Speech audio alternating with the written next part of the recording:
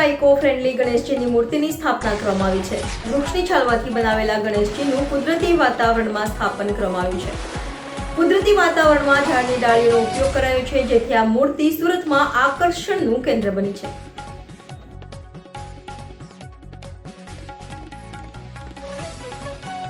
હાલ global warming સતત વધી રહી છે। વૃક્ષો દિવસે ને દિવસે કપાઈ રહ્યા છે, જેથી વાતાવરણમાં ફેરફાર જોવા મળી રહ્યો છે। ભારતમાં વૃક્ષ વાવવા માટે અને વૃક્ષનું જતન કરવા માટે અનેક મુહિમ ઉઠાવવામાં આવી રહી છે। ત્યારે આ વખતે સુરતમાં ગણપતિ સ્થાપનામાં પણ વૃક્ષ બચાવવાની મુહિમ સાથે સુરતના લાલ દરવાજા વિસ્તારના એકદંત યુવક મંડળ દ્વારા વેસ્ટેજ વૃક્ષના છાલમાંથી ગણપતિની મૂર્તિ બનાવવામાં આવી છે। વેસ્ટેજ વૃક્ષની છાલમાંથી મૂર્તિ બનાવવા માટે મૂર્તિકારોને 45 દિવસ જેટલો સમય લાગ્યો હતો।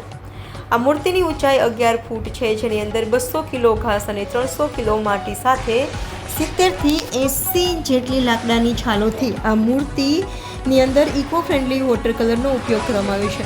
આ મૂર્તિની આસપાસ કુદરતી વાતાવરણનો નજારો બનાવવામાં આવ્યો છે। તેમાં પણ વૃક્ષની કુદરતી રીતે તૂટી પડેલી ડાળીઓનો ઉપયોગ કરી બગીચો તૈયાર કરવામાં આવ્યો છે। સાથે જ પક્ષીઓના માળા પણ મૂકવામાં આવ્યા છે। આ યુવક મંડળ દ્વારા છેલ્લા 4 વર્ષથી શ્રીજીની સ્થાપના કરવામાં આવે છે, જેમાં દર વર્ષે અલગ અલગ થીમ રાખવામાં આવે છે। ત્યારે આ વર્ષે સંપૂર્ણ ઇકો ફ્રેન્ડલી ગણપતિનું સ્થાપન કરવામાં આવ્યું છે। એટલું જ નહીં, આ ગણપતિની પૂજામાં વપરાતી અગરબત્તી પણ ઇકો ફ્રેન્ડલી છે। એકદંત યુવક મંડળ દ્વારા વૃક્ષ બચાવવાની મુહિમ અંતર્ગત હરિયાળું અને કુદરતી વાતાવરણની થીમ સાથે 100% ઇકો ફ્રેન્ડલી ગણપતિની મૂર્તિનું સ્થાપન કર્યું છે। હાલ સમગ્ર સુરતમાં લાકડાની છાલમાંથી બનાવવામાં આવેલી આ શ્રીજીની મૂર્તિ આકર્ષણનું કેન્દ્ર બની છે। મારું નામ દિવ્ય મહાજન।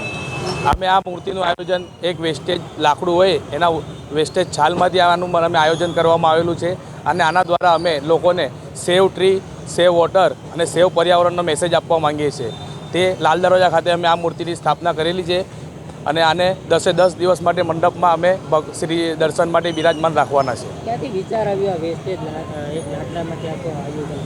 આજના જમાનામાં ટ્રીઓ ખૂબ ઓછા થતા જાય છે, ઝાડની સંખ્યા ઘણી ઓછી થતી જાય છે, એટલે અમે આ મૂર્તિનું આયોજન કર્યું। આ રીતનું આયોજન કરવામાં આવ્યું જેનાથી લોકોને સંદેશો મળે કે આપણે ઝાડોને કાપવા ન જોઈએ અને એનો બચાવવો જોઈએ। એ મેસેજ આપવા માટે અમે આ રીતનું થીમનું આયોજન કરવામાં આવેલું છે। આ થીમ અમે આખી નેચરલી બનાવવામાં આવી છે, અને જંગલ થીમ પર અમે આ મૂર્તિનું આયોજન કરવામાં આવેલું છે। એવું લોકોમાં આકર્ષણ છે, ખાસ કરીને મૂર્તિને લઈને? લોકોનું તો એકદમ ખૂબ જ આકર્ષણ છે, લોકો જોવા માટે ઉત્સુક થઈ રહ્યા છે। અમે આનું આવતીકાલથી મંડપમાં અમે બિરાજમાન છે, અને 10 દિવસ માટે આનું લોકોને દર્શન માટે અમે મૂકવામાં આવેલા છે। શું મેસેજ આપશો? ખાસ મેસેજ તો એક જ આપવાનો છે કે સેવ વોટર, સેવ ટ્રી અને સેવ પર્યાવરણ, આના માટે અમે આ